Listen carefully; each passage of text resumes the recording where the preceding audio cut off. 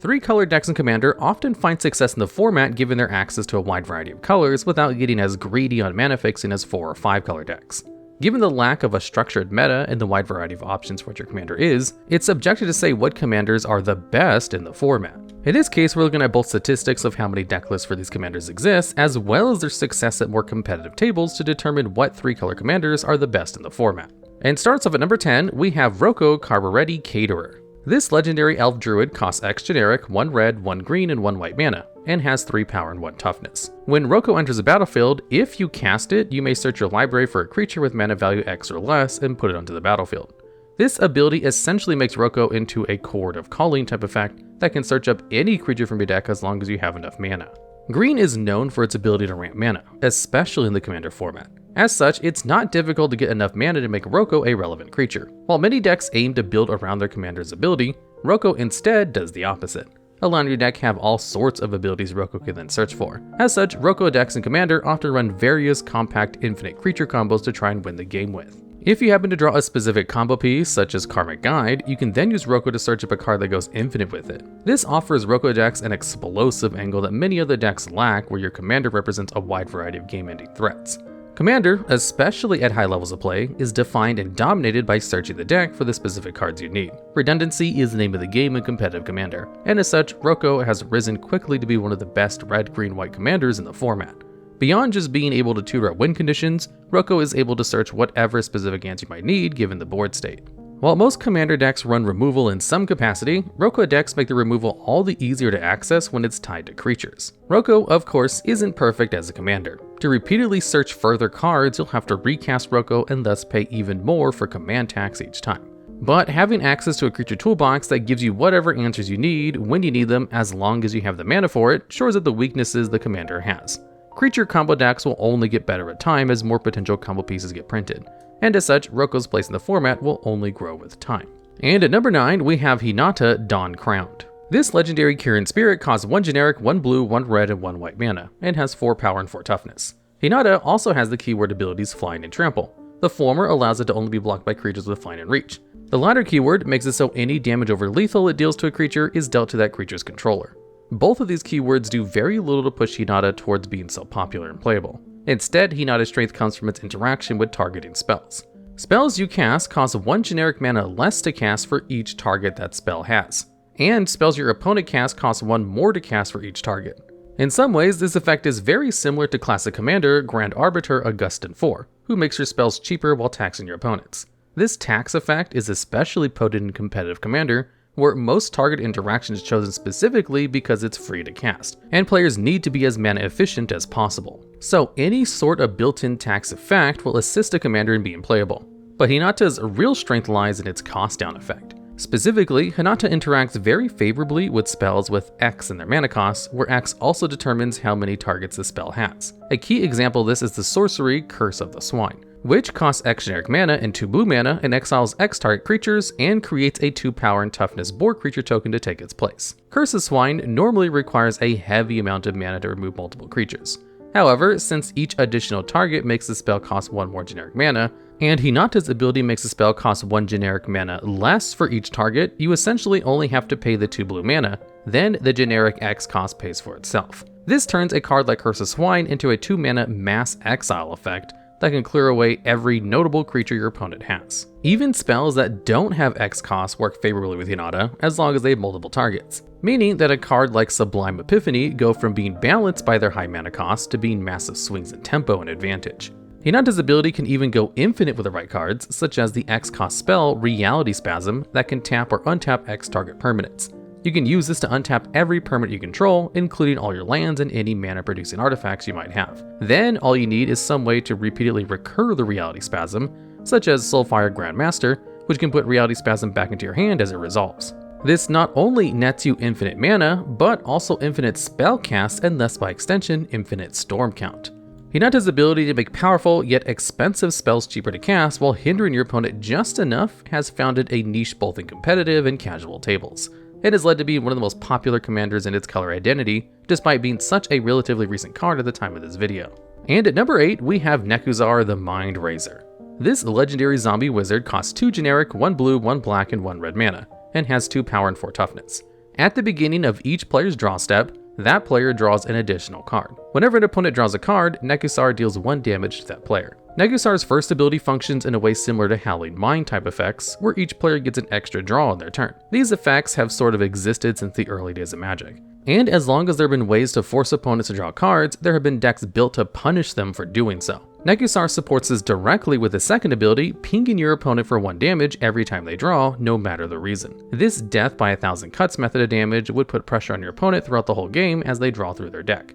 However, what makes Nekusar such a popular commander and the most built commander in its color identity is the ease by which you can turn Nekusar's pinging into a machine gun of damage. This is most consistently done via Wheel of Fortune effects that force players to discard their hands and then draw a new one. Drawing a whole new 7 cards off of a wheel comes with 7 damage from Nekusar, not to mention the fact you no longer have the cards in your hand you had previously. Given the sheer number of search effects in Commander that add to the hand, it's not unlikely that using a wheel can actively remove a tutored up card before its controller even gets to properly use it. These decks also tend to run other ways to punish drawing and discarding beyond Nekusar himself, utilizing enchantments like Megrim to deal even more damage. Nekusar decks aim to churn through each player's deck as fast as possible, disrupting hands and forcing everyone to draw as many cards as possible to attempt and kill them. The Nekusar player has control over when wheels are cast and what sorts of effects they deploy, which most of the actively damaging effects being entirely symmetrical. So Nekusar is able to refill its hand and keep drawing as much as it would like, whereas the other players are just completely at their mercy. Nekusar decks aim to take over the table, sometimes even relying on enchanting Nekusar with Pheresis to give him fact and making it so instead of dealing damage, he doles out poison counters to your opponent. Then opponents will die after 10 draws, since that will net them 10 poison counters. Nekusar was initially printed in the 2013 Commander decks and has remained the top commander in his color identity ever since. Wheel effects keep getting printed, as well as even more ways to punish draw effects. And at number 7, we have Thalia in the Gitrog monster. This legendary human frog horror costs 1 generic, 1 white, 1 black, and 1 green mana, and has 4 power and toughness. It also has the 2 keywords First Strike and Death Strike. First Strike makes it so it deals damage first in combat, and Death Strike makes it so any amount of damage is lethal to a creature in combat. This combination of keywords makes it so that, unless the creature Thalia is in combat with against also has First Strike, she will kill that creature and not take any damage herself, thanks to the creature dying before it got a chance to properly deal its combat damage. This alone makes Thalia and the Gitrog monster a real threat in combat, and an unfavorable block for most creatures in the game. Beyond these abilities, Thalia and the Gitrog monster also allows you to play an extra land on each of your turns. Creatures and non-basic lands your opponents control also enter the battlefield tapped, and whenever Thalia and the Gitrog monster attacks, you sacrifice a creature or land and then draw a card. This commander aims to combine the mechanics and playstyles of 2 already existing legendary creatures, specifically pairing the Gitrog monster and the mechanical stylings of Thalia. The Gitrog monster has been one of the most successful competitive commanders since its initial printing, given its sheer combo potential. And while this new deck lacks that sheer combo potential, it makes up for it in the sheer value it provides. This card is far less all-in than the Gitrog monster, which forces you to sacrifice a land every turn, instead only allowing you to sacrifice lands when you have the ability to do so comfortably. Thalia and the Gitrog monster still benefit from the wealth of land support that exists in the game, but focus on a more grindy, advantage-based game. Calling back to Thalia Heretic's Cathar's tap down ability, this commander is able to not only limit blockers by having new creatures enter tapped, but it actively slows down your opponent by making the lands enter tapped as well. Competitive Commander is dominated by 4 and 5 color decks that run little to no basic lands at all. This means Thalia and the Gitrog monster will force pretty much every land your opponent plays to enter tapped, leaving them behind on mana as you continue to develop your own board and get card advantage via attacking with your commander. From there, you can grind out with powerful creatures and land synergies until overtaking the game entirely. Even within a few months of its printing in March of Machines, it became one of the most popular commanders in its color identity, in part because of how popular land decks are.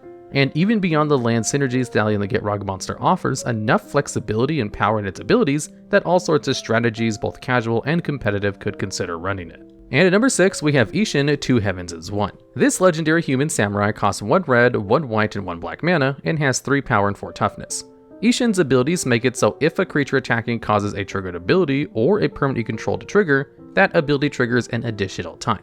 Doubling triggered abilities has been a powerful effect for years, with cards such as Panharmonicon winding up as commander staples for just how much extra value these extra triggers can add. While Panharmonicon specifically copies enter the battlefield effects, Isshin instead focuses on rewarding decks that aim to be more aggressive. Assuming your creatures survive combat, they stick around to keep triggering their abilities on multiple turns, meaning that Isshin in the long run can eke out more value than a card like Panharmonicon when built around.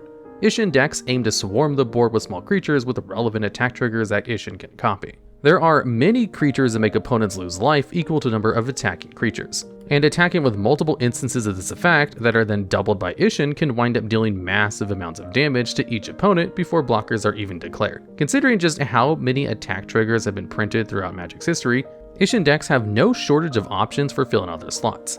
It's important to note that it's not just creatures whose abilities can be doubled by Isshin. As long as it's an ability you control triggered by a creature attacking, Isshin will double it. This means an enchantment like Fervent Charge will trigger twice and give it +2 power and toughness to buff every attacking creature 2 times. What really causes Isshin to get out of hand, however, is when used in combination with extra combat triggers such as those from Aurelia the War Leader. Isshin decks can explode with value off the back of these triggers, which is part of why Isshin has become so popular so quickly. Despite only being printed in Kamigawa Neon Dynasty, the card has exploded in popularity, and is currently within EDH Rec's top 10 most popular commanders at the time of this recording. The only thing that holds Isshin back from being higher on this list, despite its sudden popularity, is the fact that it has not made much of a splash in competitive group on the level that other commanders on this list have. And at number 5, we have Tasigur the Golden Fang. This legendary human costs 5 generic and 1 black mana and has 4 power and 5 toughness. Tasigur also has the keyword ability Delve, which allows you to exile cards from your graveyard while casting the spell to pay 1 generic mana the spell's cost for each card exiled. You may pay 2 generic and then 2 of either green or blue, thanks to the cost of the 2 hybrid mana, to mill 2 cards. Then return a non-land card of your opponent's choice from your graveyard to your hand. Part of what makes Tasigur so effective as a commander is having Delve in the first place. Delve can reduce the generic cost of a commander, meaning that as long as you have cards exiled from your graveyard, you can cast Tasigur for a single black mana even late into the game.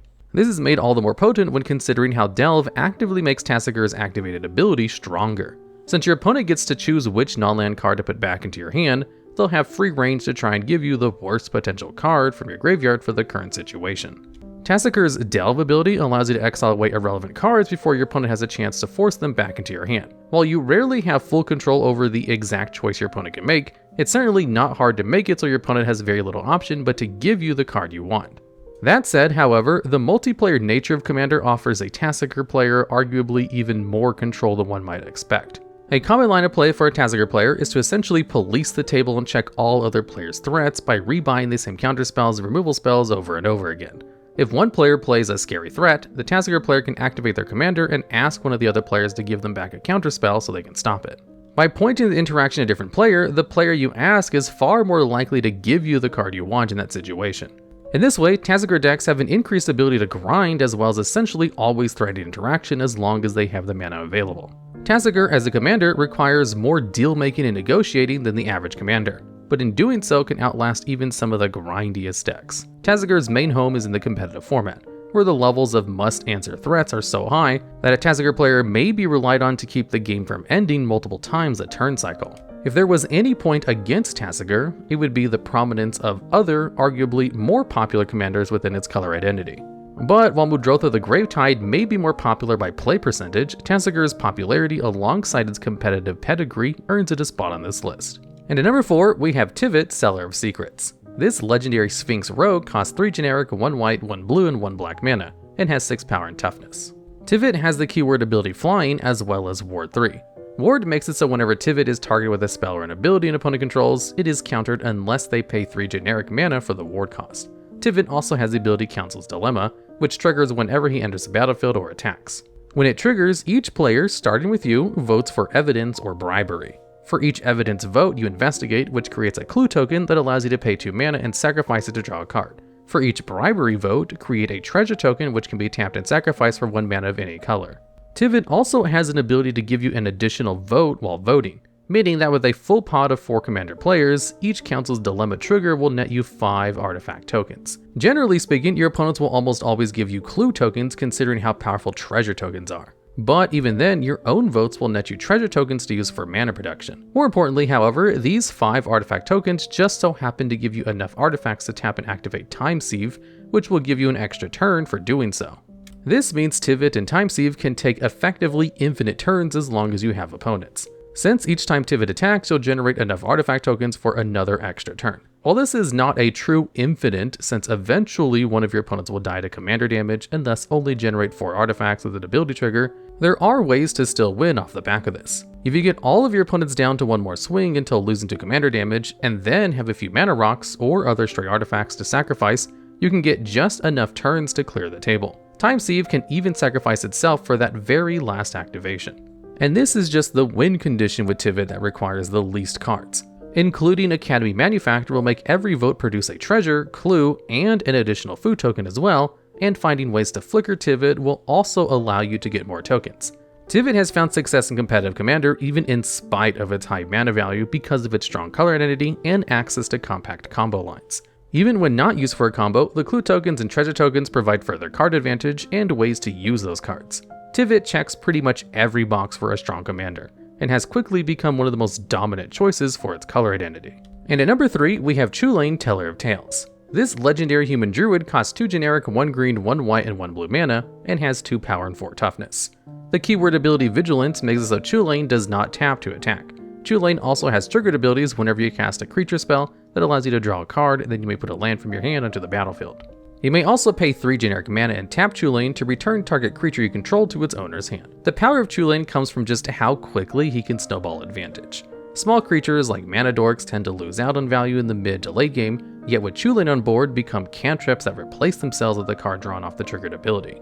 Chulane decks can then use the mana dorks to cast even more small creatures and draw more cards and grow their board states exponentially faster than opponents. This is especially true that Chulane gives you extra land drops, meaning you not only develop your mana even more, but can also trigger other abilities such as landfall. Chulane can even return creatures to hand not only to recast them for further value, but to save your creatures from removal. Chulane can return himself to the hand, meaning you don't have to worry about the commander tax as much as other commanders that draw as much heat. And Chulane is certainly a high-level threat commander given how generically powerful he is. He's seen success at all levels of play simply because a creature-focused or land-focused deck in his color can arguably run well, if not better, with him as the commander. This has led to Chulane finding a strong niche in competitive commander. Creature-based combos provide varied win cons for these Chulane decks that can leverage card and mana advantage while developing their board with hate bears and other creature-based threats. Chulane was printed in the Brawl format pre-constructed decks, which received some flack for printing cards that were arguably too generically powerful for Commander in the eyes of some. While this is by no means a universal consensus, nothing in Commander ever will be. There are some that have argued Chulane's so good as a commander, he's actively bad for the format. And while that's entirely subjective, what's less subjective is that Chulane isn't even the most infamous Brawl pre-con commander. And at number 2, we have Korvold, Fey Cursed King. This legendary Dragon Noble costs 2 generic, 1 black, 1 red, and 1 green mana, and has 4 power and toughness. Beyond having the keyword ability Flying, Korvold has a triggered ability whenever he enters the battlefield or attacks that makes you sacrifice another permanent. His second triggered ability gives him a +1/+1 counter and draws you a card whenever you sacrifice a permanent. This means that while Korvold does technically eat up your own permanents, he replaces those permanents as well. And any downsides that come from needing to sacrifice a permanent to have a mentor or attack are offset by just how valuable drawing cards on sacrifice permanents can be. While Tivit earlier could generate plenty of treasure tokens, with Korvold, any treasure tokens you make also provide card advantage. Format staples like the fetch lands, which sacrifice themselves to grab other lands from the deck, provide even more value and keep your hand full as you play through your turns. This, combined with the fact that Korvold gets bigger with each sacrifice, it's not long before Korvold is threatening lethal commander damage in just a few swings. Sacrifice themes have been popular and supported in Magic for years, and Korvold takes an already potent strategy and supercharges it. In competitive Commander, Korvold provides both a threat and an engine to find the various high-impact cards that red-black decks rely on in the format, such as Underworld Breach. Much like Chulane, there's a level of genericness that propels Korvold so high. Even without being all in on sacrificing themes, a deck can have enough incidental cheap ways of sacrificing things to find use for Korvold. While Chulane had some competition for the most popular commander in his color identity, Korvold is instead far and away the most currently popular commander of his colors. At a more casual level, it's hard to argue that Korvold isn't the strongest sacrifice commander around, given just how powerful his ability is when left to its own devices. Even though Korvold is a dominant face-up commander in its own right, it's not nearly as iconic to the format as another commander, who has managed to maintain its level of popularity since the beginning of Wizards even recognizing the format. And finally, at number 1 on our list, we have Animar, Soul of Elements. This legendary elemental costs 1 green, 1 blue, and 1 red mana, and has 1 power and toughness. Animar has protection from white and black, which means it cannot be damaged, enchanted, blocked, or targeted by cards of those colors. Whenever you cast a creature spell, Animar gets +1/+1 counter, and all creature spells you cast cost 1 generic mana less to cast for each +1/+1 counter on Animar. This ability starts off as fairly unassuming, but then snowballs into being outright oppressive. Animar decks can make just about any creature work after casting enough small creatures, but the real strength comes from casting creatures that specifically are colorless. It doesn't take long for Ornithopter of Paradise to not only become free to cast, but then in the process make even more artifact creatures now free. This allows Animar decks to storm out creatures as fast as they can draw them, and when paired with the Great Henge style effect can often lead to turns where you play through most of your deck. Animar even has access to fairly unique combo lines with cards such as Ancestral Statue, which returns any permanent you control to hand when it enters the battlefield. Since it can return itself, that means Ancestral Statue can just be cast for free an infinite amount of times. Even without relying solely on colorless creatures, this makes game-ending threats cost only as much as the colorless mana pips on them. Caterer Behemoth is powerful at 8 mana, let alone when it only costs 3 green mana to cast. Animar was printed in the first official Commander pre-constructed decks. Funnily enough, Animar was not the face commander. Instead, only winded up as one of the extra cards including in the Riku of the Two Reflections deck. While Riku is by no means a bad commander, Animar quickly rose to prominence as the premier commander in its color identity. Today, Animar is no longer the top-rated team or colored commander in terms of EDH Rex metrics, but is high enough and has existed long enough that its spot in the format is undeniable. It's especially helpful that the 2 most common colors for removal in Commander, white and black, are the 2 colors that Animar cannot be targeted by. Many of the cards in this list have been from the recent years of design. Despite being from the first ever Commander product, Animar remains not just playable, but a notable part of the format in casual and competitive play alike. Alright, and that's the list. Are there any cards you think we may have missed, or have any other topics you'd like to see discussed? If so, leave it as a comment down below.